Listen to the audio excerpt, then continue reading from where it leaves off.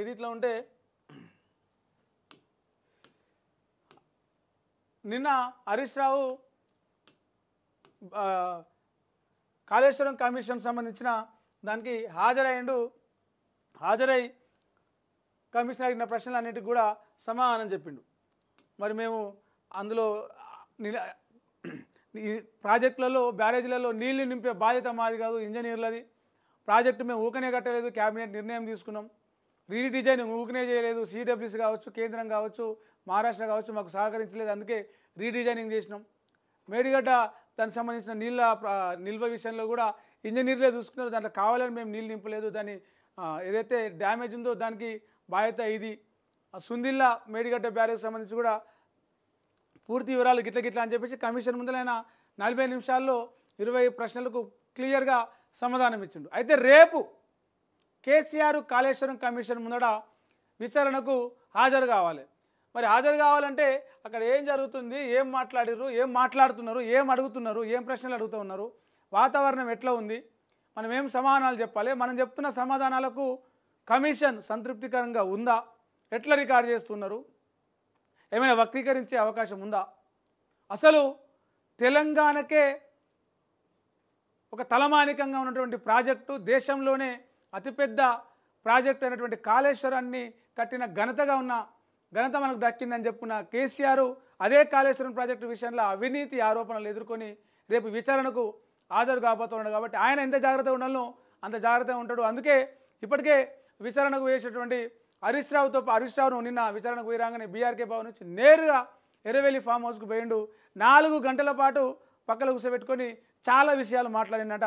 ఏందేందో ఒకసారి డీటెయిల్స్ చూద్దాం.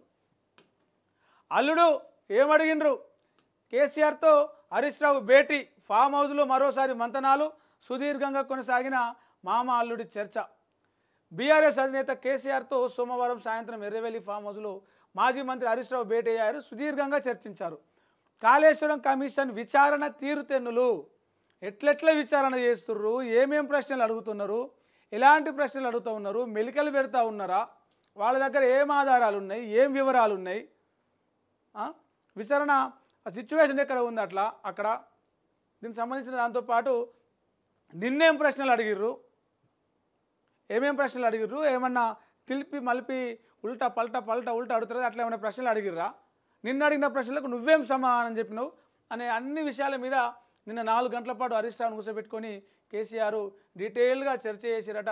తుమ్మిడిహట్టి వద్ద ఏదైతే నీటి లభ్యత మీద సిడబ్ల్యూసీ ఇచ్చిన లేఖ, మహారాష్ట్ర అభ్యంతరం, వాస్కోప్ సంస్థ ఇచ్చిన రిపోర్టు, సబ్ కమిటీ తీసుకున్న నిర్ణయాలను పూర్తిగా కూడా నేను ఇట్లా చెప్పిన మామ కమిషన్ ముందల నేను గివి చెప్పిన గీ డీటెయిల్స్ నేను కమిషన్ ముందర చెప్పిన.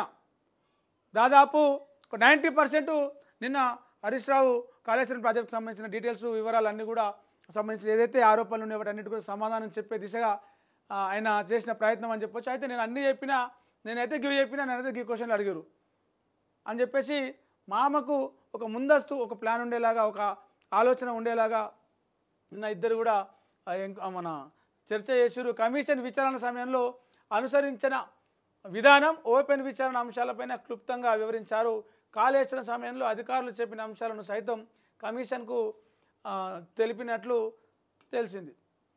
రైట్, అంటే కమిషన్ను ఏదైతే పీసీ ఘోష్ కమిషన్ ఉందో వాళ్ళు విచారించేటప్పుడు నేను ఎట్లా ఉన్నా అంటే హరీష్ రావు ఎట్లా ప్రవర్తించిండు, ఏం చెప్పిండు, ఏమేమో ఎక్స్ప్లెయిన్ చేసిండు, దాంతోపాటే ఓపెన్ విచారణలో ఏ అంశాలు అడిగారు, ఏ అంశాల మీద క్లుప్తంగా చెప్పిండా, సంక్షిప్తంగా చెప్పిండా, వివరంగా చెప్పిండా, 8 మార్కుల ప్రశ్నకు జవాబు ఇచ్చినట్టు చెప్పిండు, అన్ని వివరాలు కూడా నిన్న ఆయన కేసీఆర్కి చెప్పిండు. దీంతోపాటే కాళేశ్వరంకి సంబంధించిన ఆ సమయంలో అధికారులు ఏవేవైతే సలహాలు సూచనలు ఇచ్చిర్రో, విశ్రాంత అధికారులు కావచ్చు, అప్పుడు ఆన్ డ్యూటీలో ఉన్న అధికారులు కావచ్చు, ఏమైతే సలహాలు సూచనలు వాళ్ళ ఫీడ్బ్యాక్ ఇచ్చిరో వాటన్నింటిని కూడా కమిషన్ ముందర పెట్టిన. ఇక రేపు నిన్న అడిగే ప్రశ్నలు ఎట్లా ఉంటాయో నాకు తెలియదు, కానీ నన్ను అడిగిన ప్రశ్నలు గివి, నేను చెప్పిన సమాధానాలు గివి. ఒకవేళ వాళ్ళు నిన్ను కూడా సేమ్ ప్రశ్నలు అడిగితే నేను చెప్పిన సమాధానాలు గివి ఉన్నాయి కాబట్టి మళ్ళీ అట్లా నువ్వెట్లా సమాధానం చెప్తూ ఆలోచించుకో అని చెప్పేసి నిన్న ఇద్దరు కూడా చర్చ 4 గంటల పాటు సుదీర్ఘంగా చర్చించుకున్నారు. అయితే కాళేశ్వరం ప్రాజెక్టు అనగానే, తెలంగాణ అనగానే కాళేశ్వరం ప్రాజెక్టు, సచివాలయము అని కొన్ని విషయాలు గుర్తొచ్చేలాగా కేసీఆర్ తనదైన మార్కు వేసుకున్నాడు. అయితే కాంగ్రెస్ పార్టీ ఎన్నికలకు ముందు కాళేశ్వరంలో అవినీతి జరిగింది, మేము అధికారంలోకి వస్తే ఖచ్చితంగా కాళేశ్వరం ప్రాజెక్టులో జరిగిన అవినీతి మీద విచారణ జరిపిస్తాం, ఎవరైనా అవినీతి చేసిరని తేలితే లోపలికి పంపిస్తామని చెప్పేసి గట్టిగా అప్పుడు కాంగ్రెస్ పార్టీ నాయకుడు సీఎం రేవంత్ రెడ్డి, ప్రస్తుత సీఎం రేవంత్ రెడ్డి క్లియర్గా అధికారంలోకి రాగానే అదే పనిలో ఉన్నాడు. దానికి సంబంధించిన పూర్తి నివేదిక తెప్పించుకున్నారు. వరుసల వారీగా అంటే తంతెల వారీగా నిచ్చెన మెట్లలాగా కింది స్థాయి అధికారుల నుంచి విచారణ చేసుకుంటూ వచ్చి అప్పుడు ఆర్థిక మంత్రిగా, నీళ్ల మంత్రిగా, ముఖ్యమంత్రిగా ఉన్నటువంటి ఈటెల రాజేందర్, హరీష్ రావు కేసీఆర్లను విచారిస్తూ ఉన్నారు. ఇప్పటికే హరీష్ రావు, ఈటెల విచారణ అయిపోయింది, ఇక కేసీఆర్ విచారణ మిగిలింది. రేపు ఆయనను విచారిస్తారు. దీనికి సంబంధించిన అంతా కూడా ఆయన ఇప్పటికే ప్రిపేర్ అయినట్టు తెలుస్తుంది. ఆయన బయటకు వెళ్ళి ఏదైనా విషయం గురించి మాట్లాడితే ఎట్లా ప్రిపేర్ అవుతారో మనం చాలా సందర్భాల్లో చూసినాం. కరెంటు తెలంగాణ వస్తే కరెంటు ఉండదు, తెలంగాణ చీకటి అవుతుంది అని గతంలో కిరణ్ కుమార్ రెడ్డి అన్న ఏదైతే కామెంట్ ఏదైతే ఉందో దానికి ఆయన పక్కగా ఒక గూగుల్ ఎర్త్ సంబంధించినటువంటి ఒక కొత్త టెక్నాలజీతో కూర్చోబెట్టి అధికారులందరికీ ఒక పవర్ పాయింట్ ప్రజెంటేషన్ ఇచ్చిండు.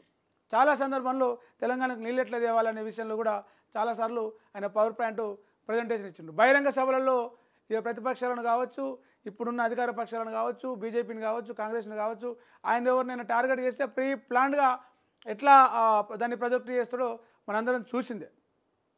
సో రేపు కాళేశ్వరం కమిషన్ ముందర కూడా వాళ్ళు అడగబోయే ప్రశ్నలకు ఈయన చెప్పబోయే సమాధానాలు, కాళేశ్వరం ప్రాజెక్టు గురించి ఉన్న ఆయన దగ్గర ఉన్న సమగ్ర సమాచారం, తెలంగాణలో నీళ్ల కరువు, నీటి లభ్యత, కాళేశ్వరం ప్రాజెక్టు కట్టాల్సిన అవసరం, దాని మీద వచ్చిన ఆరోపణలు, ఎదుర్కొన్న ఇబ్బందులు అన్నీ కూడా రేపు కాళేశ్వరం కమిషన్ ముందర కేసీఆర్ చెప్పే అవకాశం అయితే ఉన్నది.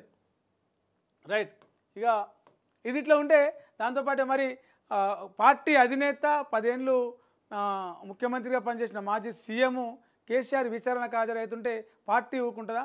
ఊకోలే. అందుకే భారీగా తరలిరండి, రేపు హైదరాబాద్కు భారీగా తరలిరండి అని చెప్పేసి పార్టీ క్యాడర్కు బీఆర్ఎస్ పార్టీ పిలుపునిచ్చింది. మరి ఆయన రేపు కేసీఆర్ కాళేశ్వరం కమిషన్ ముందు విచారణకు హాజరయ్యే క్రమంలో ర్యాలీగా వస్తారా, సింగిల్గా వస్తారా? వస్తే ఆయన వెనకాల ఎంత క్యాడర్ వస్తుంది, ఏంది ట్రాఫిక్ జామ్ కథ ఏంది అనేది కూడా ఒక ప్రస్తుతానికైతే ఒక క్యూరియాసిటీ క్రియేట్ చేసింది పార్టీ. మీరు అందరూ తరలి రావాలన్న పిలుపుతోని మరి చూడాలి. ఏదైతే రేపు విచారణకు కేసీఆర్ వస్తాడో ఆ విచారణ